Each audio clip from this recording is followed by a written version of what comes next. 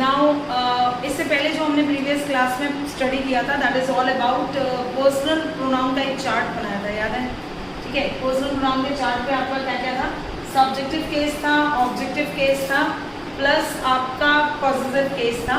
Positive case आपका adjective में भी था और प्रोनाउन में भी था, दोनों ही मैंने आपको एक्सप्लेन कर दी थी। ठीक है, now we move forward towards rules of pronoun.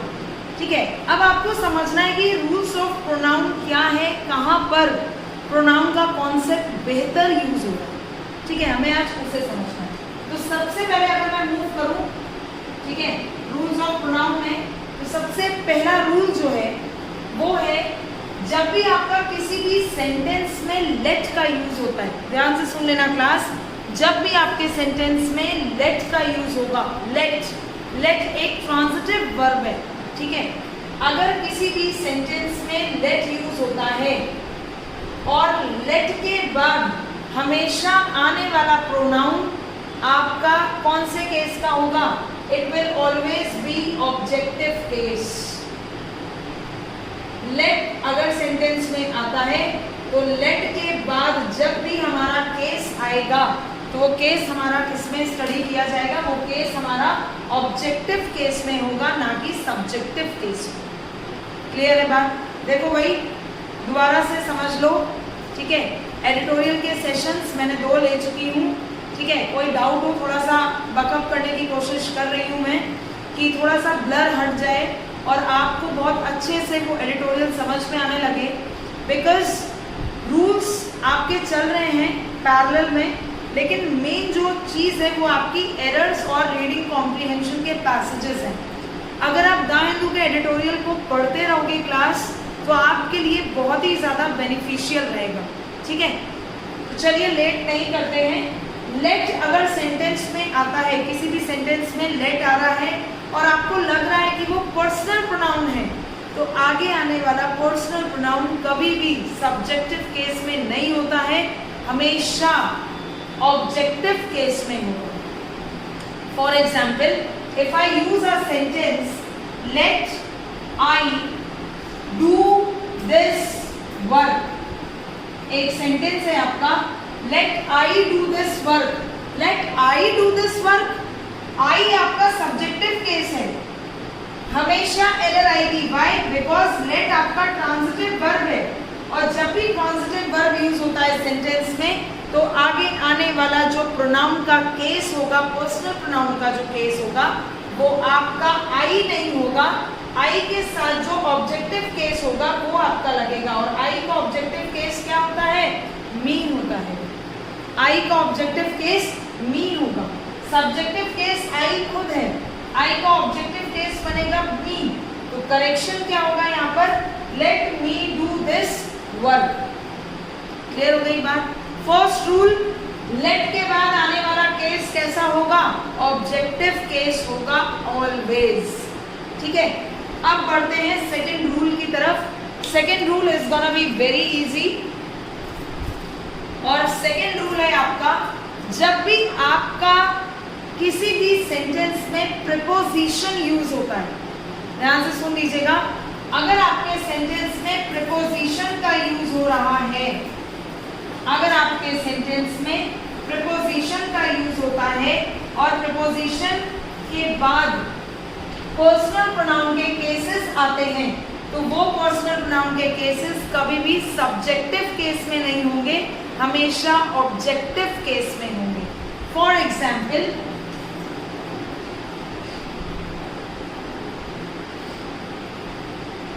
पहले हम देख लेते हैं प्रीपोजिशन। प्रीपोजिशन के बाद ऑब्जेक्टिव केस आएगा। फॉर एग्जाम्पल, प्रीपोजिशन आपके कौन से हुए? इन हुआ, एट हुआ, इनटू हुआ, ऑनटू हुआ, अपॉन हुआ, ये सब आपके प्रीपोजिशंस हैं, एक्सेट्रा। एक example, you and I laughed, you and I laughed at he, you and I laughed at he। तुम और मैं हंस रहे थे उस पर। एट आ गया, एट आपका क्या है, एट इज प्रपोजिशन, लेकिन ये एट के बाद जो केस आया है ये केस कभी भी सब्जेक्टिव नहीं होगा, ये केस हमेशा कैसा होगा, ये केस हमेशा ऑब्जेक्टिव केस होगा। और ही का ऑब्जेक्टिव केस बच्चों बनेगा, ही का ऑब्जेक्टिव केस क्या बनेगा, हिम बनेगा। इसलिए आपको इससे पहले मैंने चार्ट लिखवा दिया था। आई का ऑब्जेक्टिव केस मी, ही का ऑब्जेक्टिव केस हिम, शी का ऑब्जेक्टिव केस हर। अगर यहाँ पर होता है you and I laughed eight she, तो शी नहीं होता, हर होता। वाई? बिकॉज जब भी किसी सेंटेंस में प्रीपोजिशन का यूज होता है, whenever a preposition is used in a sentence, then the correct will be what? Correct आपका क्या होगा कि प्रीपोजिशन के बाद हमेशा ऑब्जेक्टिव केस आता है, सब्जेक्टिव केस, नॉमिनेटिव केस कभी भी नहीं आता है। क्लियर हो गई बात? अब आगे बढ़ते हैं रूल नंबर 3 के लिए। Rule number 3, first rule let, rule number second preposition, ये रूल नंबर 2 था आपका, इसको नोट कर लो एक बार जल्दी से। Rule number 1 let, rule number 2 preposition, rule number 3 head on करेंगे अभी हम।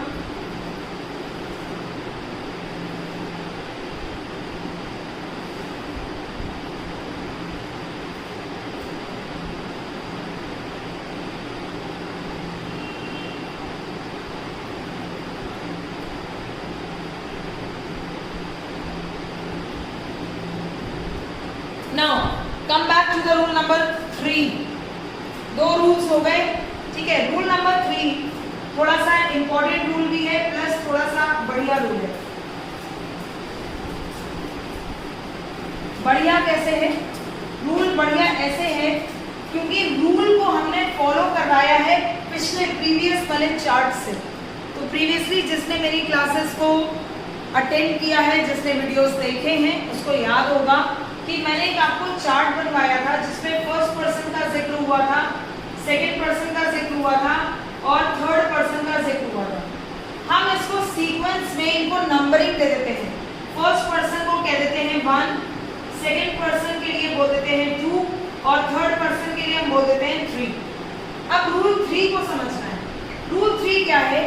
अगर आपका कोई भी सेंटेंस पॉजिटिव है, पॉजिटिव है इसका मतलब मैं और आप स्कूल जा रहे हैं, ठीक है, you and I went to school, this sentence is positive. इस सेंटेंस में कहीं पर से भी नहीं लग रहा है कि ये नेगेटिविटी है।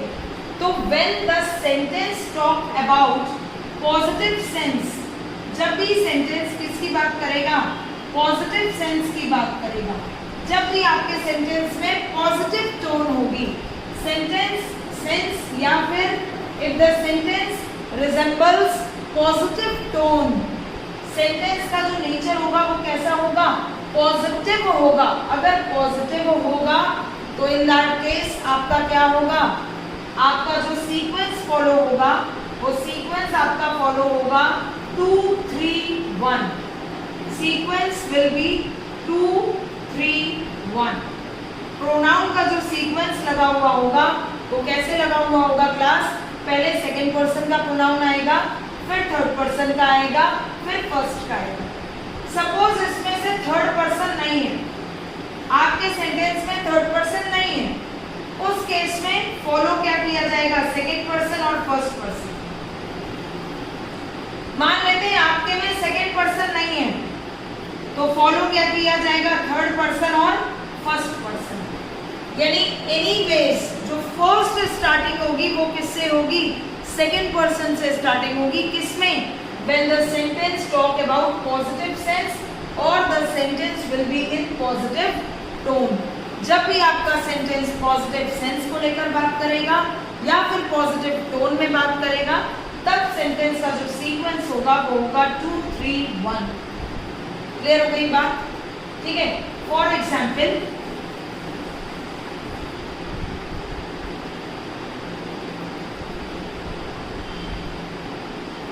he,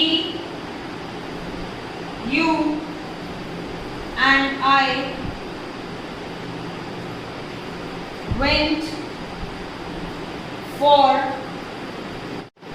जब आपका सेंटेंस पॉजिटिव सेंस में था, सो सेंटेंस देख लो आप, he you and I went for picnic yesterday, ठीक है। तो जब भी पॉजिटिव सेंस में रहेगा तो उसमें आपका सीक्वेंस क्या चलेगा, 2 3 1 चलेगा, ठीक है।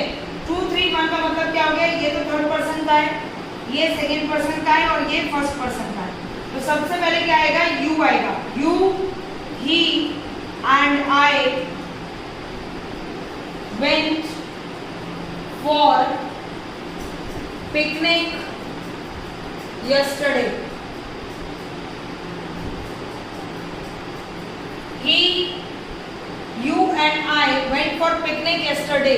ये जो सेंटेंस था, this sentence is totally positive. इसमें एक नॉर्मल बात हो रही है, एक पॉजिटिव सेंस है, एक पॉजिटिव टॉक है, इसमें कहीं से भी कोई नेगेटिविटी नहीं आ रही है, ठीक है। तो जब भी पॉजिटिव सेंस में बात होगी या पॉजिटिव टोन होगा सेंटेंस का, तब इन दैट केस आपकी जो एरर होगी वो इस पूरे पार्ट में होगी, और वो एरर क्या होगी, यू ही एंड आई, ठीक है। यानी सबसे पहले आएगा सेकंड पर्सन का प्रोनाउन, फिर आएगा थर्ड पर्सन का प्रोनाउन, और फिर आएगा फर्स्ट पर्सन का pronoun. In that case second person नहीं है, ठीक है, तो क्या होगा, तब थर्ड पर्सन का प्रोनाउन आएगा, उसके बाद फर्स्ट पर्सन का प्रोनाउन आएगा। मान लेते हैं फर्स्ट पर्सन नहीं है, तो सेकंड पर्सन का प्रोनाउन आएगा, थर्ड पर्सन का प्रोनाउन आएगा।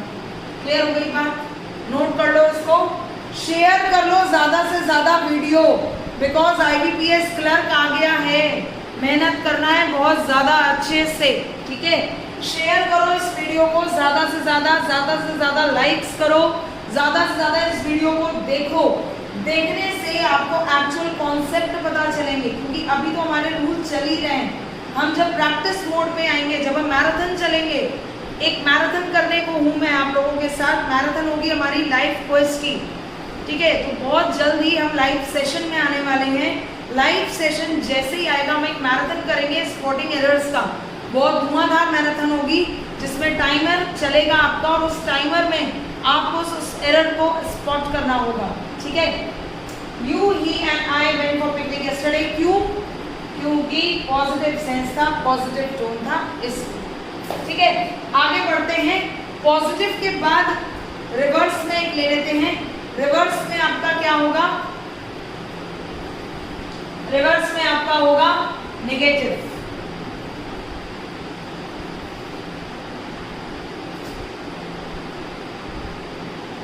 अगर मैं बात करूं कि if a sentence represents negative sense और नेगेटिव टोन, तब आपको क्या करना है, तो जब आपका सेंटेंस नेगेटिव सेंस या नेगेटिव टोन में होगा, तो इन दैट केस आपका रिप्रेजेंटेशन होगा यहाँ पर 1 2 3। जब भी आपका सेंटेंस नेगेटिव कैरेक्टर या नेगेटिव टोन को रिप्रेजेंट करेगा, तो उस केस में सबसे पहले फर्स्ट पर्सन का प्रोनाउन आएगा, उसके बाद सेकंड पर्सन का प्रोनाउन आएगा, and after that third person का प्रोनाउन आएगा, ठीक है। नेगेटिव है इसलिए, नेगेटिव है तो 1 2 3, पॉजिटिव है तो 2 3 1, नेगेटिव है तो 1 2 3, पॉजिटिव है तो 2 3 1। ही, you and I are blamed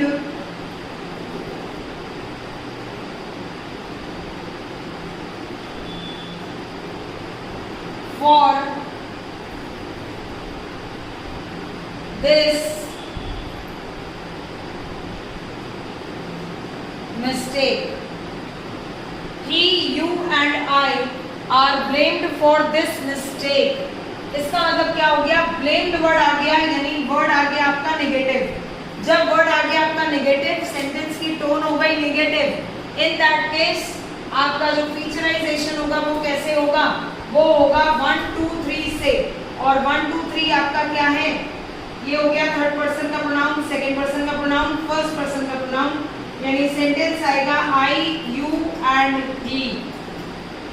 I, you and he are blamed for this mistake. ठीक है। एक ऐसा सेंटेंस जो नेगेटिव कैरेक्टर को दिखाता है, एक ऐसा सेंटेंस जो नेगेटिविटी को बताए, एक ऐसी टोन जो नेगेटिव हो, उस केस में जो पर्सनल प्रोनाउंस का जो सीक्वेंस होता है वो आपका होता है 1 2 3। यानी पहले आएगा फर्स्ट पर्सन का प्रोनाउन दैट इज आई, फिर आएगा सेकंड पर्सन का प्रोनाउन दैट इज यू, और फिर आएगा थर्ड पर्सन का pronoun which is he. Clear हो गई बात? ठीक है, आप इसको देखो। और उसके बाद नेक्स्ट रूल,